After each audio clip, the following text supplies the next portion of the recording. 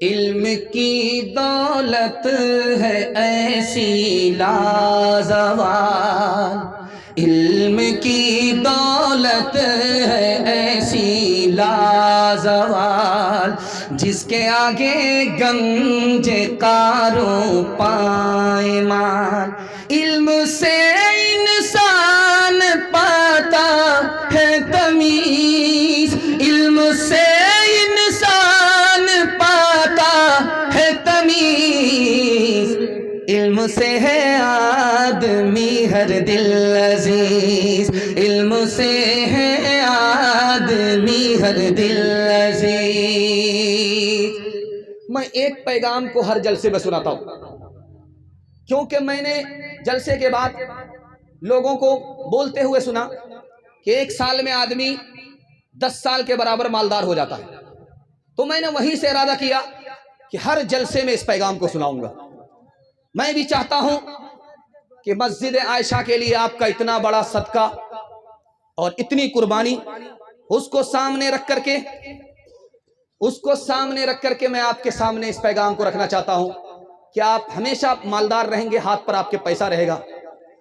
कैसे? आपको सिर्फ 2 काम करना है, इंशाअल्लाह करेंगे, हाथ उठा दीजिए।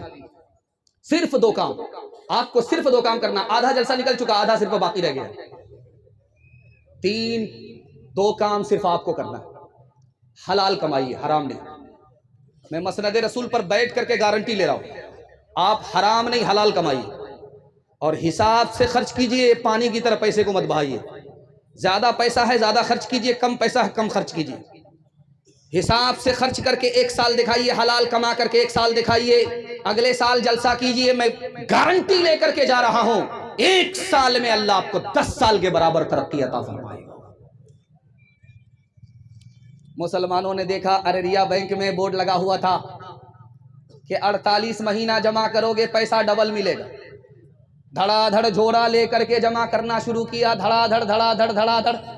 दाढ़ी टोपी रखते हुए सूद खाने कमाने के लिए झोला भर करके पैसा ले गया, अररिया में जमा करता रहा। उसके बाद बोरा लेकर के जा रहा है कि सीट करके लाए।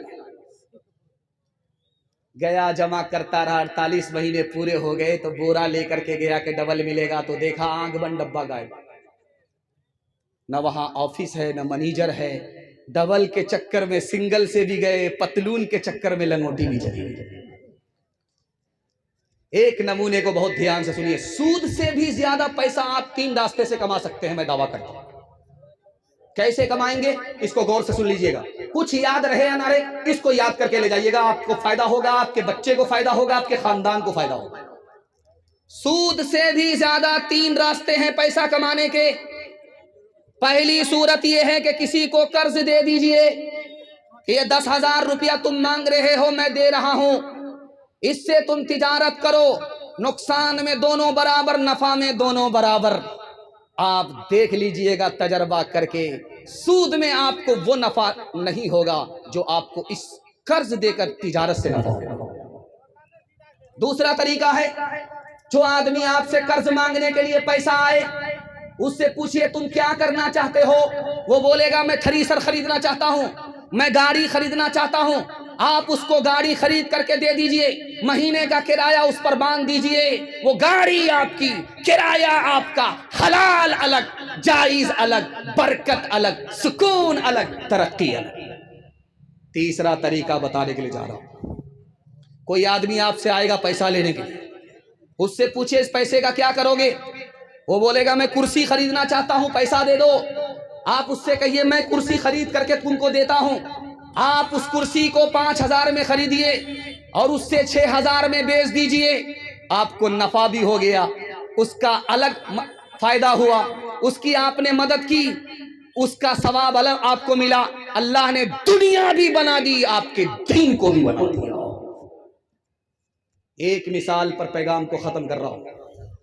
दूसरे को देख करके, दिखा करके शादी मत कीजिएगा, वो तो आसमान पर चला जाएगा, आप जहन्नम में चले जाएंगे। हाथ जोड़ करके आपसे कहता हूं, अपनी जेब को देखिए, पैसा है कि नहीं, फिर शादी कीजिए, बारात बुलाइए, दावत कीजिए, अपनी जेब को देखिए, चादर को देखिए, 1 साल करके दिखाइए, अल्लाह आपको किसी का मोहताज नहीं रखेगा। अभी आपके पास, मेरे पास पर्ची आई है कि निकाह होने वाला है। अब मैं भी होशियार काजी हूं, पता कर लूंगा ये फ्री का निकाह है या डिमांड का निकाह है। रजिस्टर मुकम्मल करने के बाद काजी साहब ने कहा लड़के वाले से 3 लाख रुपए काजियाना जमा करो तब निकाह पढ़ो। तो वो लड़का वाला बोला बड़े बेशरम आदमी हो भाई, दाढ़ी टोपी रख करके चूना लगाते हो, 3 लाख कहीं काजियाना होता है? तो काजी साहब ने कहा कि तुमने बेटे की शादी की है, बेटी की शादी नहीं। तुम अपने बेटे के लिए लड़की वाले से 30 लाख लिए हो। जब तुमको शर्म नहीं है तो हमको भी शर्म नहीं है। पहले 3 लाख काजियाना जमा करो, उसके बाद तुम्हारे बेटे का निकाह होगा। हाथ उठाइए, वादा कीजिए, जो खुदा से नहीं मिला ससुर से लेंगे। हाथ उठाइए इंशाल्लाह।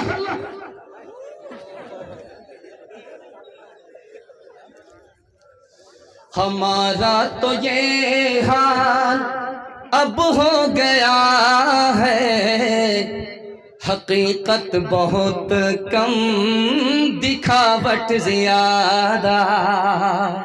कोई चीज असली तो मिलती कहाँ है, हर एक चीज नकली, मिलावट ज्यादा। तेरी पारसाई की शीशागरी है, दुकान गोया फीकी, सजावट ज्यादा है। इंसानियत भागती आज हमसे कि अखलाक की है गिरावट ज्यादा। हाथ उठाइए, वादा कीजिए बेटा की शादी फ्री में करेंगे। हाथ उठाइए इंशाल्लाह। मिला तो अपना, नहीं मिला तो पराया। हाथ उठाइए इंशाल्लाह। खैर माशाअल्लाह, हम आपको जगह पकड़ा ही दें, अगर जगह नहीं पकड़े तो सीधा कब्रिस्तान पहुंचा ही दें।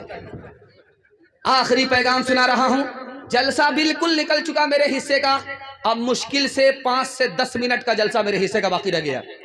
मुझे खुद हैरत है कि इतनी जल्दी मेरा जलसा कैसे निकल रहा है और आप इतनी जल्दी बेदार कैसे हैं।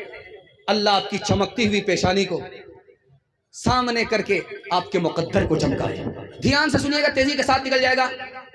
जिस घर में बेटी पैदा होती है उस बेटी के बाप का मुंह देखिए कैसा होगा। बेटी पैदा हुई है, बाप को खबर मिली, मुंह लटका करके बैठा हुआ है, सरगाड़ करके बैठा हुआ है। लोगों ने कहा तबीयत खराब है, कहा नहीं बुखार हो गया। बेटी का नाम सुन करके बुखार चढ़ गया। लगता है कि इस साल माँ ने पेट से पैदा किया, अगले साल यही बाप पेट से पैदा करे। मामला क्या है? बेटा पैदा होने के बाद सर उठाता है, मिठाई बांटता है। बेटी जहां पैदा हुई मुंह लटका करके बैठ जाता है। क्यों? बेटा आएगा मार्केट में बेचेंगे, माल कमाएंगे। बेटी आएगी तो जेब भी कट जाएगी, खजाना भी खाली हो जाएगा। दाल काली है, मुकम्मल घोटाला है। जलसा हो रहा था, एक बूढ़ा आदमी आकर के बोला मौलाना दुआ कीजिए मेरी बेटी का रिश्ता आ जाए। अरे अल्लाह का बंदा, रिश्ता बेटी का नहीं आता। कहा हुजूर पैसा नहीं है, रिश्ता आता है वापिस चला जाता है। गाड़ी घोड़ा का डिमांड करता है, पैसे का डिमांड करता है, सामान का डिमांड करता है, कोई उधार नहीं, सब नगद। गरीब आदमी कहां से इंतजाम करे? रिश्ता आता है चला जाता है। इसलिए आप दुआ कर दीजिए रिश्ता आए। तो उस आलिम ने सामईन से कहा कि याद रखो, बेटी को रिश्ता नहीं देते, पैसा नहीं तो वापिस चले जाते। तुम असल में यह साबित करना चाहते हो कि इस बाप ने जो बेटी पैदा किया है, गुनाह किया है, इसकी सजा बेटी को भी मिलेगी, बेटी के बाप को भी मिलेगी। आप देखेंगे जिस लड़के की शादी होगी वो मुंह पर रुमाल रख करके बैठा रहता है, ऐसे बैठा रहता है। और जानते हैं वो मुंह पर रुमाल रख करके हंसता रहता है। बेटी जब रुखसत होती है तो इधर से रोने की आवाज, उधर से रोने की आवाज। बाप भी रो रहा है, माँ भी रो रही है, पूरा खानदान रो रहा है। जवान बेटी रुखसत हो रही है, कलेजा मुंह को आ जाता है, पेड़ के नीचे से जमीन निकल जाती है। लेकिन दूल्हा बाबू मुंह पर कपड़ा रख करके हंस रहे हैं। एक छोटा बच्चा देख रहा था, बाप से बोला, अब्बा ये रुखसती का मौका है, सब लोग रो रहे हैं मगर एक आदमी हंस रहा है। तो बेटी का बाप बोला, बेटा कौन हंस रहा है? कहा दूल्हा बाबू मुंह पर कपड़ा रख करके हंस रहे हैं। कहा बेटा अच्छा ये हंस रहा है, अभी तो रुखसती है, हम लोग रो रहे, जिंदगी भर इसी बदनसीब को रोना है इसलिए हंस रहा है। रस्म तिलक अब आम हुई है, काम है कितना गंदा, लड़की वालों के ही गले में लग जाता है फंदा, लड़की वालों के ही गले में लग जाता है फंदा। बेच रहे हैं ये लड़के दो पैसों में ईमान, बताओ कैसे बचे ईमान, बताओ कैसे बचे ईमान। बात हुई थी 200 बाराती, मंगनी में बस 30, खाने में जब गिनती हुई तो निकले 420। बेदावत के खाते क्यों है, बेदावत के खाते क्यों है ये जायद मेहमान, बताओ कैसे बचे ईमान, बताओ कैसे बचे ईमान, कैसे बचे ईमान, बताओ कैसे बचे ईमान। मैं जब आया मस्जिद को देखा और लोगों के आसपास के घर को देखा तो मुझे इतना दुख हुआ कि यहाँ हर आदमी का घर फूस का है, लेकिन जज्बा को सलाम कहिए कि अपना घर तो टट्टी फट्टी का है, लेकिन अल्लाह का घर टट्टी फट्टी का इन लोगों ने नहीं रहने दिया, पक्का मकान बनाया और उस पर भी तामीर के लिए, उसकी तामीर के लिए उसके लिए चंदा करवाया। दिल इतना खुश हुआ, खुदा न खास्ता अगर अभी हवा चले आग लगे तो पूरी बस्ती जल जाएगी, सबका घर फूस का है। इस दौर में जबकि लोग 10-10 मंजिला बिल्डिंग बना रहे हैं, यहाँ के लोग अभी तक फूस में रहते हैं। लेकिन ईमान देखिए, जज्बा कुर्बानी का देखिए, अल्लाह का घर मगर फूस का नहीं है। अल्लाह आपको जन्नत में इससे बेहतर घर और मकान अता फरमाए। ध्यान से सुनिएगा, अल्लाह आपको मालदार बनाएगा, आपको मकान देगा, इज्जत देगा। इस पैगाम की आप हिफाजत कर लीजिए, आपको अल्लाह तरक्की देगा। ध्यान से सुनिएगा, यहां से लेकर के वहां तक सुनने के लिए एक बार तैयार हैं? हाथ उठा दीजिए इंशाअल्लाह। 3 नौजवान आपस में बहस कर रहे। एक बोला, पता है मैं कौन हूं? बोला बताओ। का मेरा बाप उसके चूल्हे पर जब हांडी चढ़ती है उतरने का नाम नहीं लेती, लोग हाथ जोड़ करके खड़े होते। दूसरा नौजवान घबरा गया, ये तो हातिम ताई का बेटा मालूम है। दूसरा जवान बोला कि मैं किसका बेटा हूं पता है, मेरे बाप की मुट्ठी में हवा है, वो कहता है तो बहती है, मना कर देता है तो रुक जाती है। घबरा गया कि सुलेमान अलैहिस्सलाम जैसों का बेटा है। तीसरा बोला कि मैं जानता हूं मैं किसका बेटा हूं, मैं उस शख्स का बेटा हूं जिसके सामने बड़े बड़े की गर्दन झुकती है, वो खून भी बहाता है, जुर्माना भी लेता है। तो सोचा कि रुस्तम पहलवान का बेटा हो। लेकिन जो आदमी ज्यादा झाड़ता है समझ जाइए वो कुछ नहीं है, खाली बर्तन है, बचता ज्यादा है, ऊपर से फीट फाट है, नीचे से मकामा घाट। जो बोला कि मैं उस शख्स का बेटा हूं जिसकी मुट्ठी में हवा है, वो कहता है तो बहती है, मना कर देता है तो रुक जाती है। तो सोचा कि सुलेमान अलैहिस्सलाम जैसों का बेटा है। पता चला कि वो लोहार का बेटा था। बाप जब भाती चलाता है तो हवा चलती है, छोड़ देता है तो रुक जाती है। शेखी बघार रहा था, लोगों को बेवकूफ बना रहा था। जिसने कहा मैं उस शख्स का बेटा हूं जिसके चूल्हे पर जब हांडी चढ़ती है उतरने का नाम नहीं लेती, लोग हाथ जोड़ करके खड़े होते हैं। लोग घबरा गए कि लगता हातिम ताई का बेटा होगा। समझाने वाले ने बताया कि बहुत बड़े बाप का बेटा नहीं है, बाबरची का बेटा है। दाल उतार करके भात चढ़ाता है, भात उतार करके तरकारी चढ़ाता है, और सर्दी के जमाने में लोग आग तापने के लिए हाथ जोड़ करके खड़े होते हैं। धोखा दे रहा, बेवकूफ बना रहा। तीसरा बोला मैं उस शख्स का बेटा हूं जिसके सामने बड़े बड़े की गर्दन झुकती है, वो खून भी बहाता है, जुर्माना भी लेता है। बताने वाले ने बताया कि ये बहुत बड़े बाप का बेटा नहीं है, शेखी बघार है, लोगों को चकमा दे रहा है। इसका बाप नाई है, बाल बनाता है। किसी को भी सर झुका करके बाल बनाना पड़ता है, उस्तरा लग गया फिर भी पैसा देना पड़ता है, उल्लू बना रहा। अदालत में दो भाई ने केस किया एक दरख्त के बारे में। बड़ा भाई बोला कि मेरा है, छोटा वाले भाई बोला कि मेरा है। दोनों का झगड़ा जब घर में हल नहीं हुआ, अदालत में गया। ये अपने वकील को पैसा दे रहा, वो अपने वकील को पैसा दे रहा है। 10 साल दोनों भाई लड़ते रहे। उसके बाद अदालत में यह फैसला हुआ कि घर जाओ, उस दरख्त को काट दो, आधा तुम ले लो, आधा उसको दे दो। न तुम्हारा मुकम्मल न उसका मुकम्मल, दोनों का है, आधा तुम ले लो, आधा वो ले लो। दोनों जेल में केस लड़ करके पैसा इतना बर्बाद कर चुके थे कि दरख्त कटाने का भी जेब में पैसा नहीं था।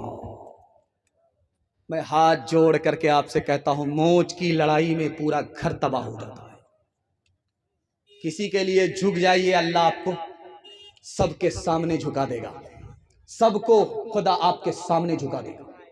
इसलिए दरख्त की छोटी छोटी बात को लेकर के अदालत मत जाइए, वकीलों का फायदा हो जाएगा, आप तबाह हो जाएगा। कोई आपके खून के आंसू पोंछने के लिए नहीं आएगा। हाथ उठाइए, वादा कीजिए, इंशाअल्लाह घर के झगड़े को घर में हल करेंगे, अदालत लेकर के नहीं जाएंगे इंशाअल्लाह। एक मिसाल पर पैगाम खत्म कर रहा हूं। एक आदमी बोला कि मेरे दादा को घोड़े का अस्तबल इतना बड़ा है, घोड़े का थान इतना बड़ा है कि घोड़ी को बच्चा पैदा हुआ, वो चलता गया और खत्म होने से पहले वो जवान हो गया। बड़ा घबराया कि बाप रे, इतना बड़ा अस्तबल, घोड़े का थान। ये बगल वाला बोला कि मेरे दादा को एक लग्गा था और जमीन से उठाता था, आसमान में लगाता था और बादल से जैसे लगाया झाड़ करके पानी बरसा लेता था। तो वो आदमी बोलता है कि इतना बड़ा लग्गा रखता था कहां? कहा तुम्हारे दादा के अस्तबल में रखता था। हाथ उठाइए, वादा कीजिए, अपने बाप दादा की हड्डी पर कभी फख्र नहीं करेंगे। अपने को छोटा समझेंगे, दूसरे को बड़ा समझेंगे। हाथ उठाइए, वादा कीजिए इंशाअल्लाह। दामाद बेटी के झगड़े में दामाद सीधा जेल जाएगा, हाथ उठाइए इंशाअल्लाह। हसद की आग में क्यों जल रहे हो, हसद की आग में क्यों जल रहे हो, जहन्नम की तरफ क्यों चल रहे हो, खुदा के फैसले पे तुम हो राजी, कफे अफसोस तुम क्यों मल रहे हो, कफे अफसोस तुम क्यों मल रहे हो। मनफात एक है इस कौम की, नुकसान भी एक ही सबका, नबी दीन भी ईमान भी हरमे पाक भी, अल्लाह भी, कुरान भी। क्या बड़ी बात थी होते जो मुसलमान भी, फिरका बंदी है कहीं और कहीं जाते हैं, फिरका बंदी है कहीं और कहीं जाते हैं। क्या जमाने में पनपने की यही बातें हैं, क्या जमाने में। माशाअल्लाह इतना गौर से आप देख रहे हैं, मुझको डर लगता है कि कहीं आपकी नजर न लग जाए, लेकिन मैं भी चालाक आदमी हूं, बंगाल से आया हूं, काला स्वेटर और काला गमछा लगा करके आया हूं कि आप नजर लगाते रहिए, मैं काटता रहूं। सुबह प्रोग्राम चलेगा, आराम के लिए इख्तिसार फरमाए। हाँ, मैंने कहा कि भाई 5 मिनट में मैं इसको मुकम्मल कर ही रहा हूं। 5 मिनट में सिर्फ आपका जलसा मुकम्मल हो रहा है।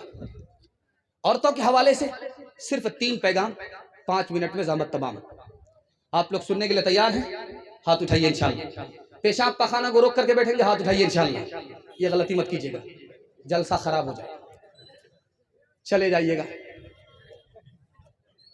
बस औरतों के हवाले से पैगाम, पर्दे के हवाले से आपकी खिदमत पर रखता हूं, और जहमत तमाम ध्यान से सुनिएगा, तेजी के साथ निकल जाए। बस में 2-2 सीट होती है, उसको 2x2 कहते हैं। 2-2 सीट एक तरफ, 2-2 सीट एक तरफ। तो एक औरत बैठी हुई थी खिड़की के पास में, एक सीट बगल में खाली थी। एक जवान आकर के बोला, मैडम मैं बगल में बैठ जाऊं? तो औरत ने कहा बैठ जाओ, ये मेरी ही सीट है। तो वो जवान बोला कि ये सीट खाली क्यों है? कहा मैं अपने यार के लिए बुक कराई थी।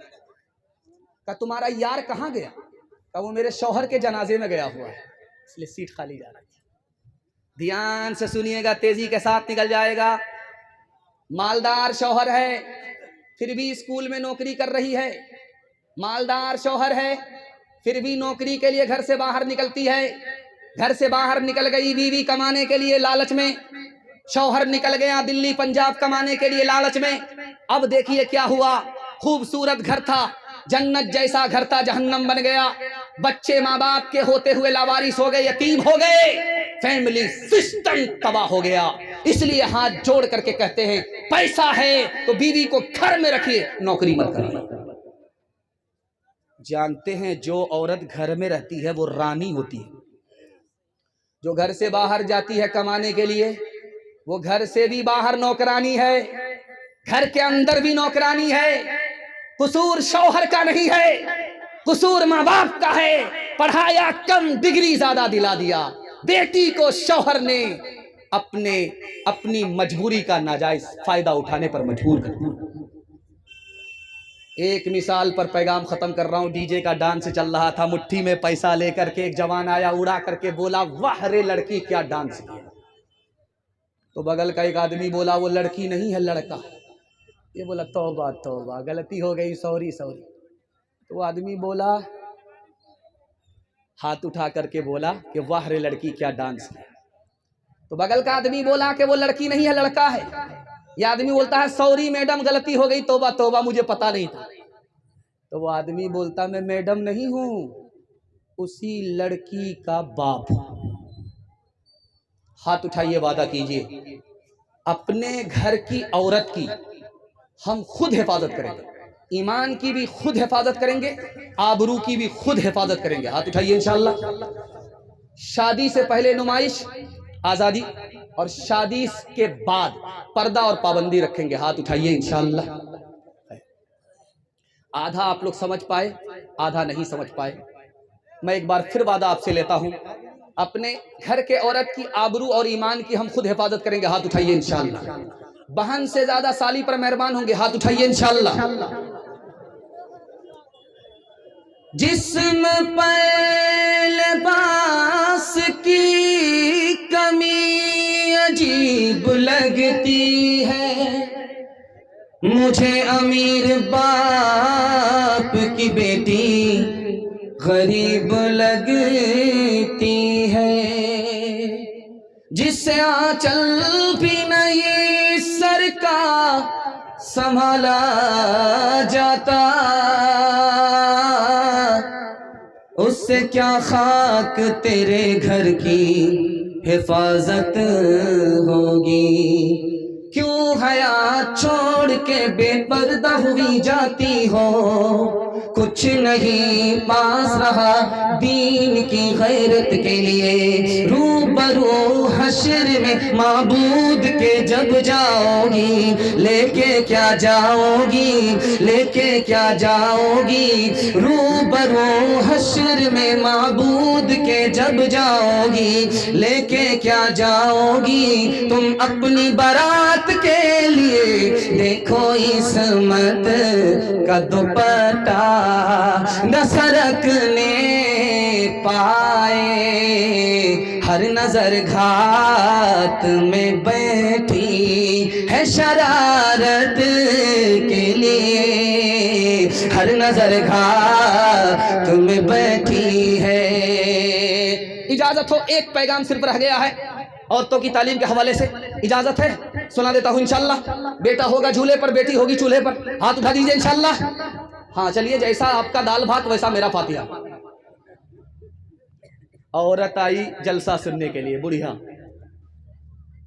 तो मुकर्रिर ने कहा कि पेशाब की छींट से बचो वरना कब्र में अजाब होगा। बुढ़िया 5-5 किलो बालू बांध करके रखती थी, पोटली बना करके रखती। जब जहां पेशाब करना हो पहले बालू बिछा दे फिर पेशाब। 5-5 किलो बालू को ढोना पड़ता था पेशाब की छींट से बचने के लिए। दूसरे साल जलसा हुआ तो उस बुढ़िया से कहा कि चलो अम्मा जलसा में। का तौबा तौबा अस्तगफिरुल्लाह, एक बार गई तो 5 किलो बालू ढोना पड़ रहा है, इस बार अगर चली गई तो कुंटल बढ़ जाएगा, मेरी कमर ही झुक जाएगी। तौबा, ये नहीं। आप बेटे से ज्यादा बेटी को क्यों पढ़ाएंगे? ये राज आपको इस जलसे में बता रहा हूं। क्यों बेटी को पढ़ाएंगे आप? बेटी को बेटे से ज्यादा क्यों पढ़ाएंगे? 4 गुनी तालीम आपको बेटे से ज्यादा बेटी को देनी पड़ेगी। क्यों? बेटी 4 मंजिल में पहुंचती। पहली मंजिल में बेटी है, दूसरी मंजिल में बीवी है, तीसरी मंजिल में माँ है, चौथी मंजिल में सास है। जब बेटी पढ़ती है तो बीवी पढ़ती है, जब बेटी पढ़ती है तो माँ पढ़ती है, जब बेटी पढ़ती है तो सास पढ़ती है, मर्द पढ़ता है तन्हा मर्द पढ़ता है, औरत पढ़ती है सारा खानदान पढ़ता है। एक जाली पीर आ गया बुढ़िया के पास। बुढ़िया ने खीर दे दिया प्लेट में, फातिहा कर दो। फातिहा करके सारी खीर खा गया, प्लेट चाटने लगा। बुढ़िया को गुस्सा आया कि हमारे लिए तो कुछ नहीं छोड़ा, तबर्रुक में सब खा गया और प्लेट चाट रहा। तो अब क्या कर रहे हो? खीर तो खत्म हो गई। तो कहा मदीना साफ करवा। बुढ़िया को गुस्सा आया, जिस हांडी में खीर तैयार किया था ला करके रख दिया कि ये मक्का है, इसको भी साफ करके चले जाओ। अब लाज लिहाज में बेचारा फंस गया। जब हांडी की खीर को चाटने लगा के तो बुढ़िया को और गुस्सा आया। बुढ़िया ने हांडी को पलट दिया कि जब मदीना साफ हो ही गया, मक्का साफ हो ही गया, ये हजरे अस्वद है, इसको भी चाट करके चले जाओ। जा जा बेटी अज ससवार उजिया कह रही हो बटिहा प्यार। जा जा बेटी अज ससवार उजिया कह रही हो बटिहा प्यार। मत रखी हो सासू से बैर फूकी फूकी के रखी हो पैर। बेटी पढ़ी हो रोज कुरान ताजा करी हो रोज ईमान। दिमाग उनका आले कलाम उनका आले और इनकी जुबां पे है दिन रात गाली। दिमाग उनका आले कलाम उनका आले और इनकी जुबां पे है दिन रात गाली। दिमाग उनका आले दिमाग उनका आली कलाम उनका आली और इनकी जुबां पे है दिन रात गाली। पसंद को दानाई की बात करना और मरगूब इनको है बकवास करना। पैगाम खत्म हो गया और सोहराब भाई जाते जाते माँ के हवाले से सदका ले रहे थे।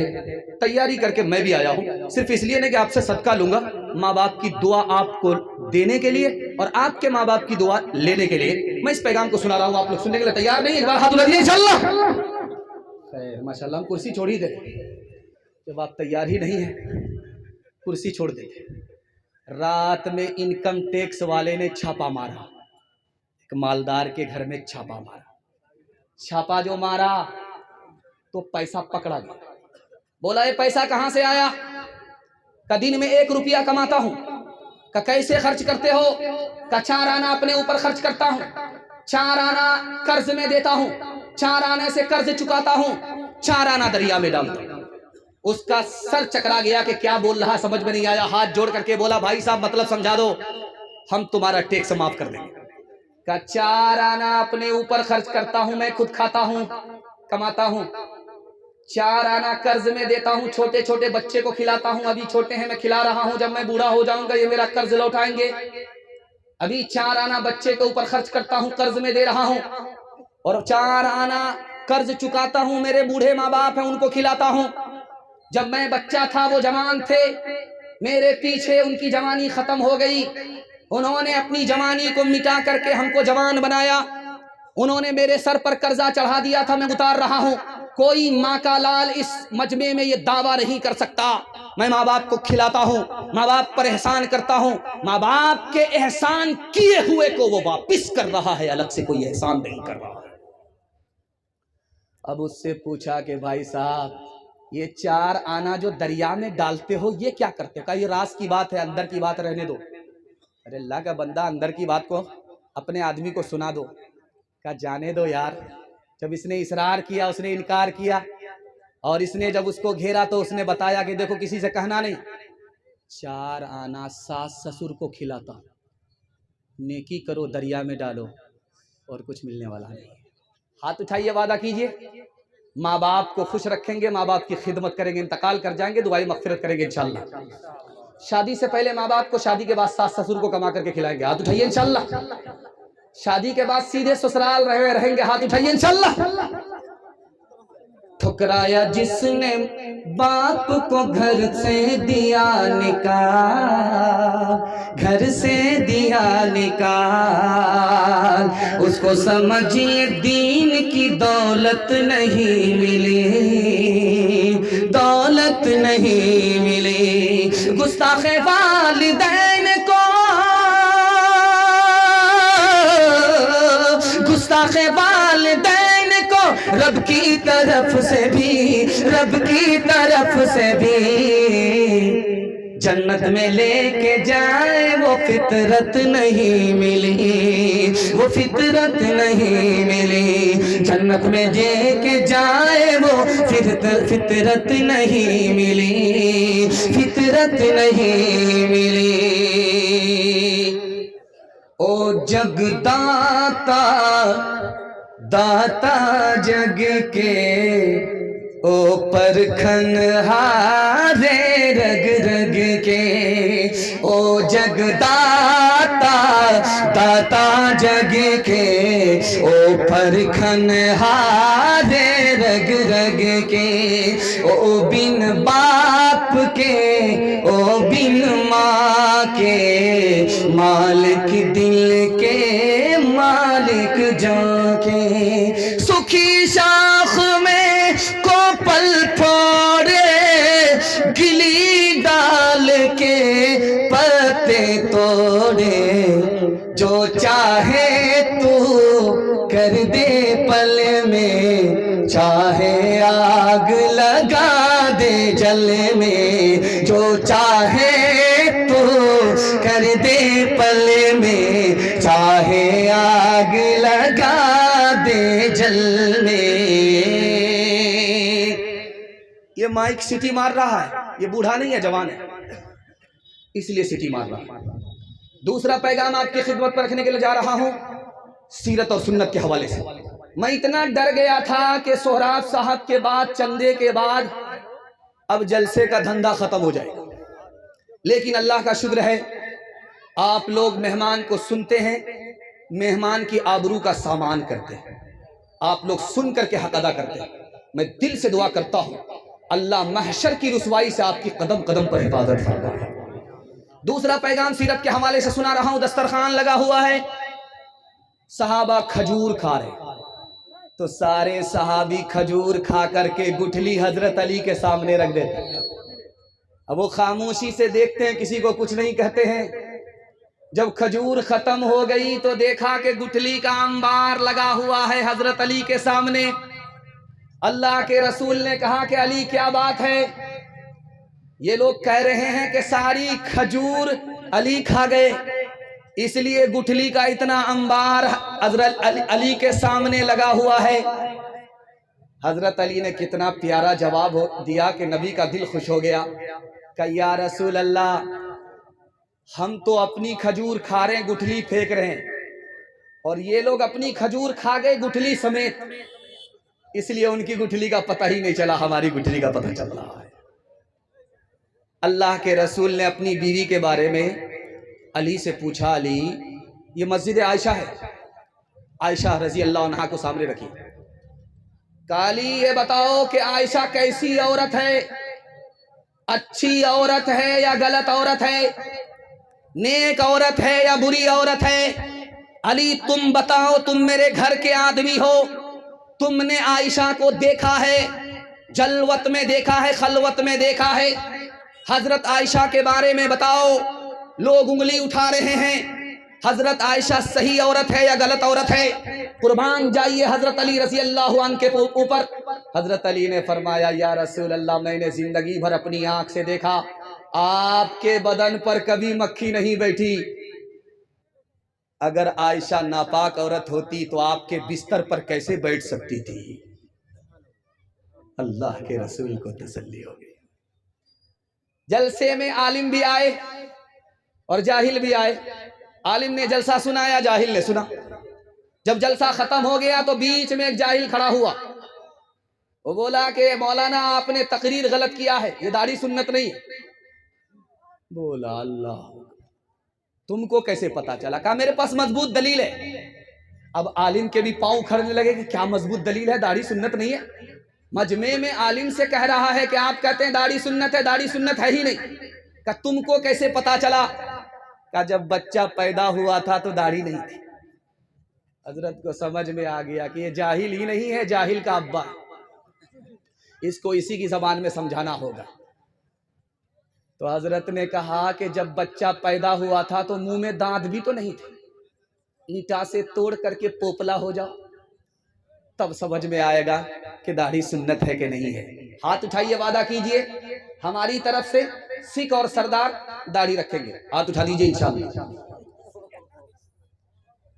गैरों के जैसी है सूरत तुम्हारी, तुम हो मुसलमान नरिया के नारी, तुम हो मुसलमान नरिया के नारी। खतरे में है तेरे, खतरे में है तेरे मजहब की शान। हरे मुसलमान, हरे मुसलमान, हरे मुसलमान, हरे मुसलमान। शक्ल तुम्हारी